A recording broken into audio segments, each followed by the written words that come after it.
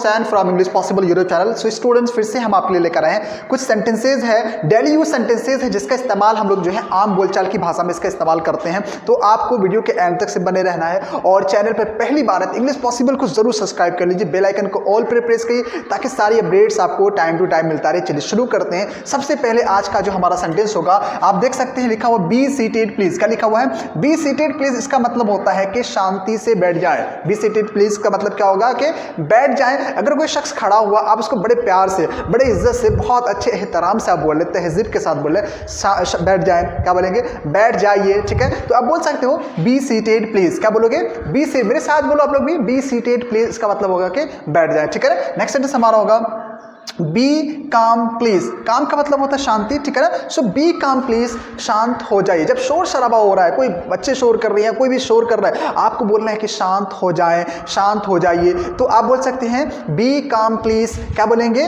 B काम please. इसका मतलब क्या होगा? शांत हो जाए, शांत हो जाइए। ठीक है ना, इस सेंटेंस का इस्तेमाल आप कर सकते हैं, बहुत ही अच्छा है और बड़े प्यार से और इज्जत से आप इस सेंटेंस का इस्तेमाल कर सकते हैं। बी काम प्लीज, शांत हो जाइए। ठीक है, नेक्स्ट वर्ड हमारा है नो थैंक्स। क्या लिखा हुआ है? आप देख सकते हैं लिखा हुआ है नो थैंक्स। कब इस्तेमाल करते हैं? नो थैंक्स का मतलब होता है उस टाइम हम लोग इस्तेमाल करते हैं जब हमें कोई चीज देता है और हमें वो चीज नहीं चाहिए होता है। ठीक है ना, हम उसको रिटर्न में जवाब देते हैं नो थैंक्स। इसका मतलब होता है नहीं शुक्रिया, नहीं धन्यवाद। मतलब यहाँ उस सामने वाले व्यक्ति को अच्छा लगता है कि यार मतलब ये शख्स मेरा कुछ लिया भी नहीं है और मेरा शुक्रिया भी अदा कर रहा है, तो उसको कहीं ना कहीं एक अच्छा फील होता है। ठीक है ना, सो नो थैंक्स का इस्तेमाल होता है नहीं शुक्रिया। अब इसका इस्तेमाल कर सकते हैं, बहुत ही अच्छा है, बहुत प्यार से कर सकते हैं। ठीक है, नेक्स्ट वर्ड हमारा है थैंक्स। थैंक्स का मतलब हम लोग कब इस्तेमाल करते हैं?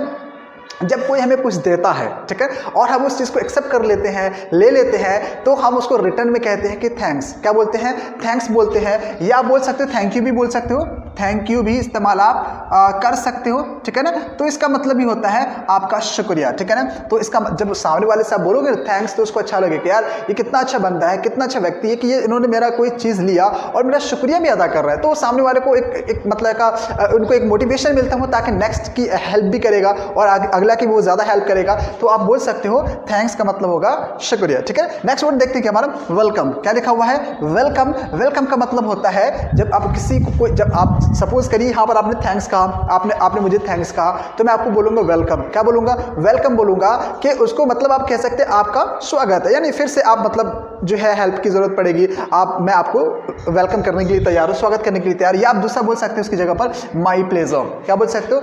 My pleasure. ठीक है ना, थैंक यू, माई प्लेजर। ठीक है ना, ये भी आप इस्तेमाल कर सकते हैं, बहुत ही अच्छा है। ठीक है, नेक्स्ट वर्ड हमारा है, हम देख सकते हैं I beg your pardon please. I beg your pardon please. इसका मतलब होगा कि आप अपनी बात को दोबारा कहिए।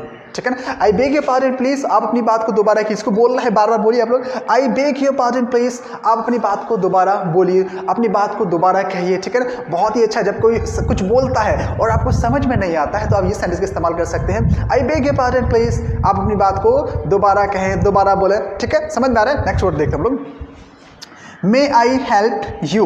बहुत ही इजी सेंटेंस है, बहुत आपने सुना भी होगा बहुत ज़्यादा। सो लिखा हुआ मे आई हेल्प यू। क्या लिखा हुआ है? मे आई हेल्प यू। इसका मतलब क्या होता है? क्या मैं आपकी हेल्प कर सकता हूँ? क्या मैं आपकी मदद कर सकता हूँ? मे आई हेल्प यू, क्या मैं आपकी मदद कर सकता हूँ? जब किसी को मदद की ज़रूरत है, आप पूछते हैं, आप उनसे सवाल करते हैं, आप उनसे परमिशन मांगते हैं, excuse me, may I help you, क्या मैं आपकी मदद कर सकता हूँ? ठीक है ना, और सामने वाले व्यक्ति को लगे कि नहीं आप हेल्प कर सकते हैं तो ठीक है, वो कहेगा, अब वो आपको बोल सकता है हेल्प करने के लिए, लेकिन आपको हेल्प करना है तो आप पूछे पहले, ये वाला सेंटेंस का इस्तेमाल कर सकते हैं, मैं आई हेल्प यू, क्या मैं आपकी मदद कर सकता हूं। ठीक है, यहां तक क्लियर हो गया? अब नेक्स्ट देखते हैं हमारा क्या है, लिखा हुआ कि you are most welcome. You are most welcome. ठीक है ना, अब इस सेंटेंस को हम जोड़ देते हैं, मैं आई हेल्प यू, क्या मैं आपकी मदद कर सकता हूं, तो आप बोलोगे यू आर मोस्ट वेलकम, हाँ आप मदद कर सकते हैं, मतलब आपका वेलकम है, आपका बहुत बहुत स्वागत है, आप मेरी मदद कर रहे हैं। ठीक है ना, so you are most welcome, आपका बहुत बहुत स्वागत है। यानी जरूरी नहीं कि आप यहाँ पर ही इस्तेमाल करें, जब कोई हेल्प का बोलेगा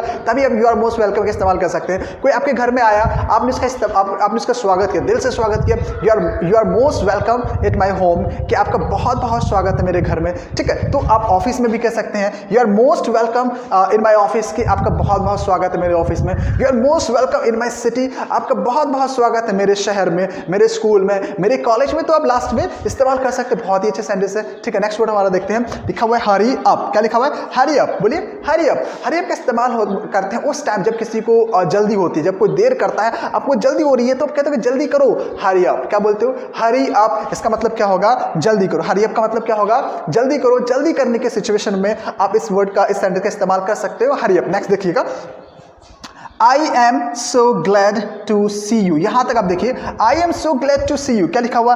I am so glad to see you। glad का मतलब होता है खुशी, ठीक है ना। I am so glad to see you, इसका मतलब होगा मुझे आपको देखकर बहुत खुशी हुई, ठीक है। फिर से देखिएगा, I am so glad to see you, मुझे आपको देखकर बहुत खुशी हुई। यानी कोई दोस्त आपका, कोई ऐसा शख्स है जिसको आपको देखकर बहुत खुशी हुई है, आप बोल सकते हो I am so glad to see you। क्या बोलोगे? I am so glad to see you, मुझे आपको देखकर बहुत खुशी हुई। नेक्स्ट सेंटेंस हमारा, I am so pleased to meet you। क्या लिखा हुआ? I am so please to meet you, इसका मतलब मुझे आपसे मिलकर बहुत खुशी हुई, ठीक है। किसी व्यक्ति से आपने मिला, किसी ऐसे शख्स से आपने मिला, लेकिन आपको वाकई दिल में खुशी हुई, तो आप बोल सकते हो I am so please to meet you. क्या बोलोगे? I am so please to meet you, मुझे आपको देखकर बहुत खुशी हुई। यहां तक क्लियर हो गया? आगे बढ़ते, नेक्स्ट हमारा है, नेक्स्ट नंबर है लिखा हुआ wish you all the best. क्या लिखा हुआ? Wish you all the best. बोलना है इसको, wish you all the best. इसको मिला के बोलेंगे तो हो जाएगा wish you all the best. क्या हो जाएगा? Wish you all the best. अभी हम कब बोलते हैं, इसका इस्तेमाल कब करते हैं? जब आप कोई कुछ करने जा रहा होता है, आप उसको कहते हैं कि wish you all the best, यानी कोई अच्छा काम करने जा रहा है तो आप उसको क्या कहते हो? उनको आप बोलते हो कि wish you all the best. इसका मतलब क्या होगा कि आप जो काम करने जा रहे हो उसमें आपका वो काम बेस्ट हो, ठीक है ना। तो इस सिचुएशन में आप wish you all the best का इस्तेमाल कर सकते हैं। नेक्स्ट सेंटेंस हमारा है, लिखा हुआ है हैव पेशेंस। क्या लिखा हुआ है? Have patience. अब पेशेंस का मतलब यहां पर हो जाएगा सब्र, ठीक है ना। तो हम कह सकते हैं हैव पेशेंस का इसका मतलब होगा सब्र रखो। कोई काम, जब किसी बात में आपको सब्र नहीं हो रहा है, आप कह रहे हो कि सब्र रखो, तो आप इस्तेमाल कर सकते हो हैव पेशेंस। बहुत अच्छा है, बहुत कॉमन है, तो इसका इस्तेमाल आप कर सकते हैं हैव पेशेंस, सब्र करो, धीरज रखो, ठीक है। नेक्स्ट वर्ड हमारा देखते हैं, इट डज नॉट मैटर, या इसको डज नॉट का शॉर्ट फॉर्म यहां पर लिखा हुआ, डजंट लिखा हुआ है। It doesn't matter, it doesn't matter, ये मैटर नहीं करता है। कोई सी बात हो गई है, कोई ऐसा मसला हो गया, सो आपने कहा कि सर कुछ हो गया है, कुछ प्रॉब्लम हो गई है, सो मैं बोलूंगा इट डजंट मैटर, कोई मैटर नहीं करता, ये कोई मसला नहीं है, ठीक है ना। इट डजंट मैटर का इस्तेमाल आप कर सकते हैं। नेक्स्ट वर्ड हमारा है ट्राई अगेन एंड अगेन। क्या लिखा हुआ है? Try again and again. इसका मतलब होता है ट्राई अगेन, दोबारा कोशिश करो और फिर से कोशिश करो, यानी बार बार कोशिश करो, ठीक है ना।